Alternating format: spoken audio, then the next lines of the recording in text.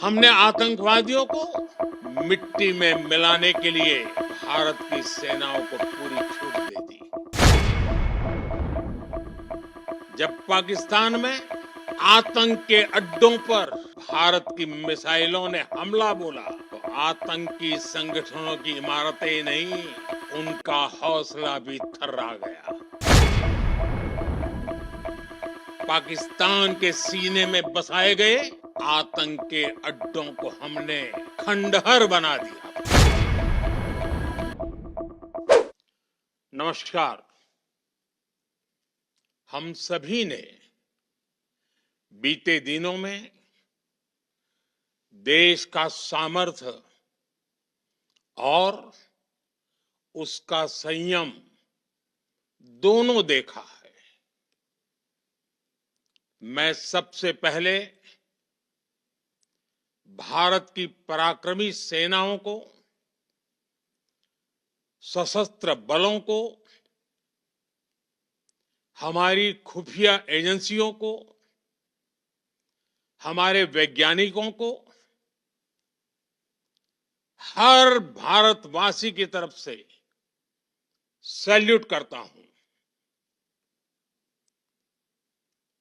हमारे वीर सैनिकों ने ऑपरेशन सिंदूर के लक्ष्यों की प्राप्ति के लिए असीम शौर्य का प्रदर्शन किया। मैं उनकी वीरता को, उनके साहस को, उनके पराक्रम को आज समर्पित करता हूं हमारे देश की हर माता को, देश की हर बहन को और देश की हर बेटी को ये पराक्रम समर्पित करता हूं। साथियों, 22 अप्रैल को पहलगाम में आतंकवादियों ने जो बर्बरता दिखाई थी, उसने देश और दुनिया को झकझोर दिया था। छुट्टियां मना रहे निर्दोष मासूम नागरिकों को धर्म पूछकर उनके परिवार के सामने,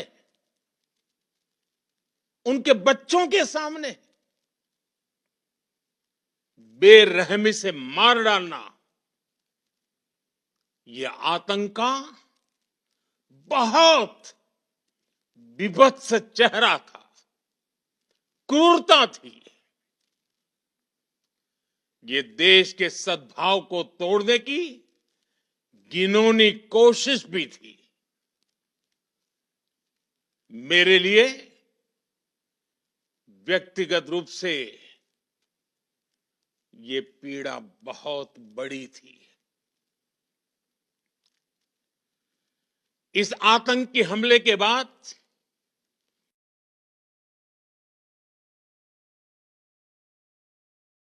सारा राष्ट्र, हर नागरिक, हर समाज, हर वर्ग, हर राजनीतिक दल एक स्वर में आतंक के खिलाफ कड़ी कार्रवाई के लिए उठ खड़ा हुआ। हमने आतंकवादियों को मिट्टी में मिलाने के लिए भारत की सेनाओं को पूरी छूट दे दी और आज हर आतंकी, आतंक का हर संगठन जान चुका है कि हमारी बहनों बेटियों के माथे से सिंदूर हटाने का अंजाम क्या होता है। साथियों, ऑपरेशन सिंदूर ये सिर्फ नाम नहीं है, ये देश के कोटि कोटि लोगों की भावनाओं का प्रतिबिंब है। ऑपरेशन सिंदूर न्याय की अखंड प्रतिज्ञा है।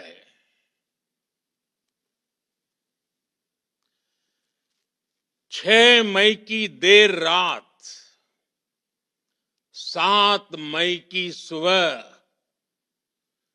पूरी दुनिया ने इस प्रतिज्ञा को परिणाम में बदलते देखा है।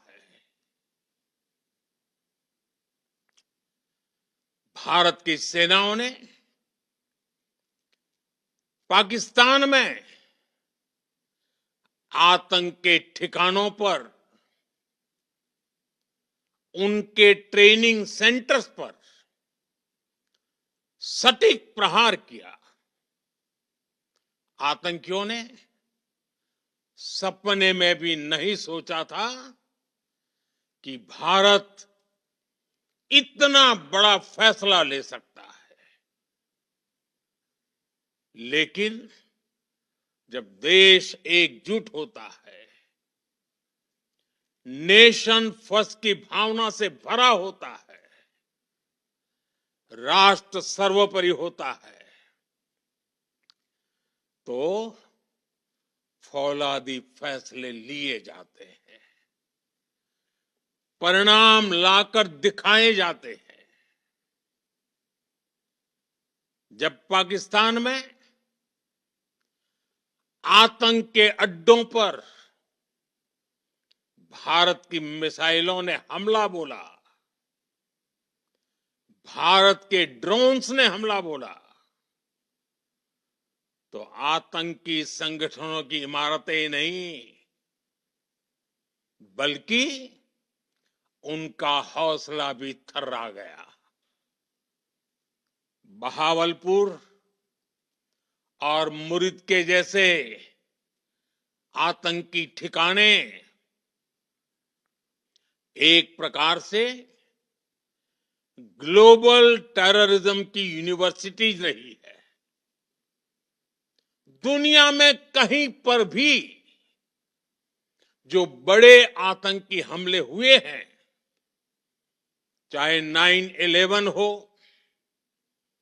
चाहे लंदन ट्यूब बॉम्बिंग हो, या भारत में दशकों से जो बड़े बड़े आतंकी हमले हुए हैं, उन सब के तार कहीं ना कहीं आतंक के इन्हीं ठिकानों से जुड़ते रहे हैं।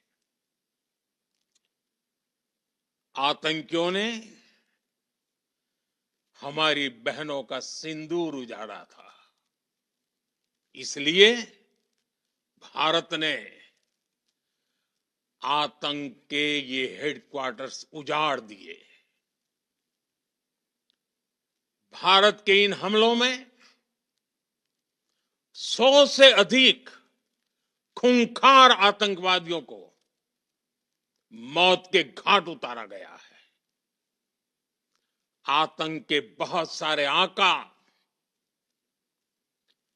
बीते 2.5-3 दशकों से खुलेआम पाकिस्तान में घूम रहे थे, जो भारत के खिलाफ साजिशें करते थे। उन्हें भारत ने एक झटके में खत्म कर दिया।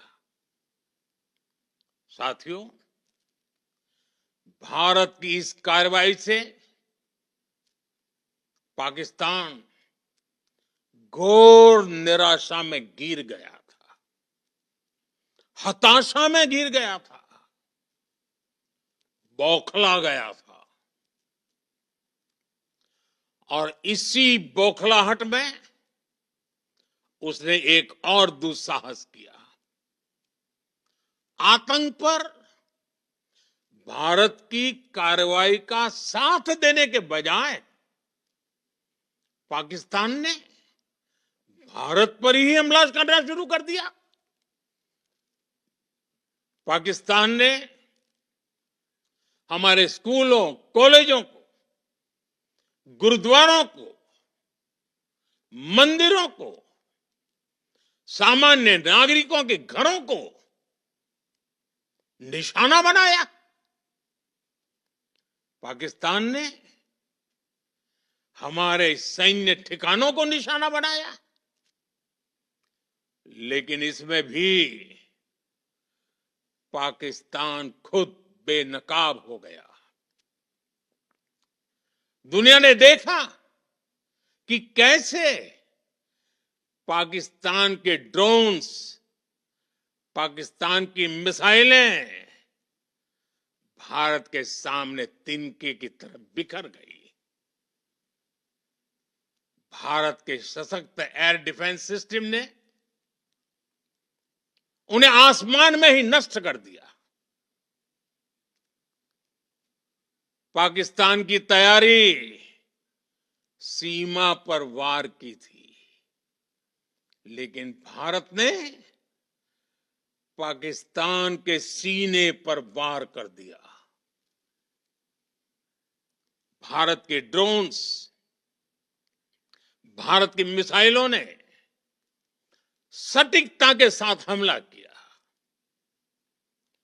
पाकिस्तानी वायुसेना के उन एयरबेस को नुकसान पहुंचाया, जिस पर पाकिस्तान को बहुत घमंड था। भारत ने पहले 3 दिनों में ही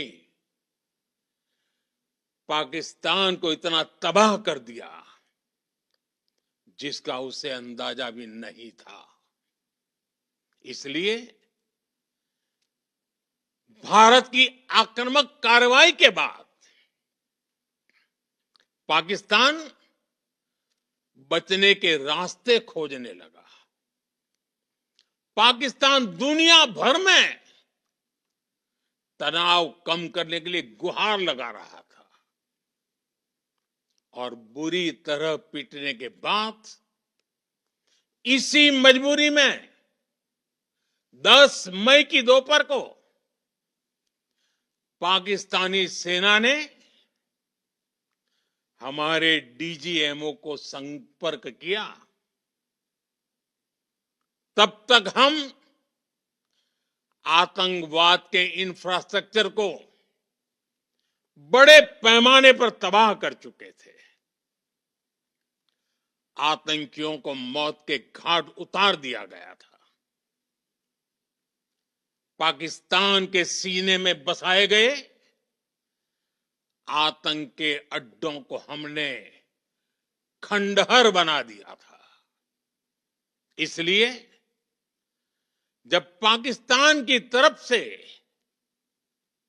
गुहार लगाई गई, पाकिस्तान की तरफ से जब ये कहा गया कि उसकी ओर से आगे कोई आतंकी गतिविधि और सैन्य दुस्साहस नहीं दिखाया जाएगा, तो भारत ने भी उस पर विचार किया। और मैं फिर दोहरा रहा हूं, हमने पाकिस्तान के आतंकी और सैन्य ठिकानों पर अपनी जवाबी कार्रवाई को अभी सिर्फ स्थगित किया है।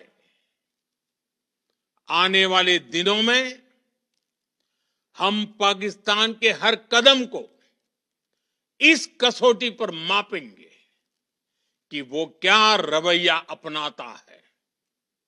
साथियों, भारत की तीनों सेनाएं, हमारी एयरफोर्स, हमारी आर्मी और हमारी नेवी, हमारी border security force BSF, Bharat के अर्धसैनिक बल लगातार अलर्ट पर है। सर्जिकल स्ट्राइक और एयर स्ट्राइक के बाद अब ऑपरेशन सिंदूर आतंक के खिलाफ भारत की नीति है।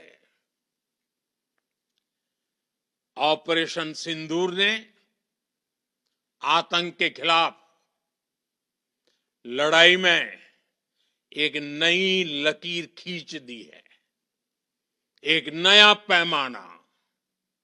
न्यू नॉर्मल तय कर दिया है। पहला, भारत पर आतंकी हमला हुआ तो मुंह तोड़ जवाब दिया जाएगा। हम अपने तरीके से, अपनी शर्तों पर जवाब देकर रहेंगे। हर उस जगह जाकर कठोर कार्रवाई करेंगे जहां से आतंक की जड़ें निकलती हैं। दूसरा, कोई भी न्यूक्लियर ब्लैकमेल भारत नहीं सहेगा। न्यूक्लियर ब्लैकमेल की आड़ में पनप रहे आतंकी ठिकानों पर भारत सटीक और निर्णायक प्रहार करेगा। तीसरा,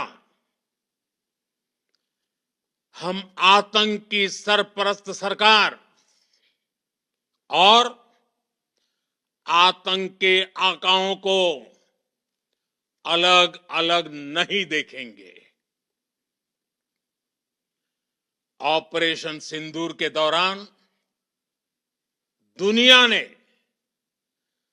पाकिस्तान का वो घिनौना सच फिर देखा है, जब मारे गए आतंकियों को विदाई देने पाकिस्तानी सेना के बड़े बड़े अफसर उमड़ पड़े। स्टेट स्पॉन्सर्ड टेररिज्म का ये बहुत बड़ा सबूत है। हम भारत और अपने नागरिकों को किसी भी खतरे से बचाने के लिए लगातार निर्णायक कदम उठाते रहेंगे। साथियों, युद्ध के मैदान पर हमने हर बार पाकिस्तान को धूल चटाई है और इस बार ऑपरेशन सिंदूर ने नया आयाम जोड़ा है। हमने रेगिस्तानों और पहाड़ों में अपनी क्षमता का शानदार प्रदर्शन किया और साथ ही न्यू एज वॉरफेयर में भी अपनी श्रेष्ठता सिद्ध की। इस ऑपरेशन के दौरान हमारे मेड इन इंडिया हथियारों की प्रामाणिकता सिद्ध हुई।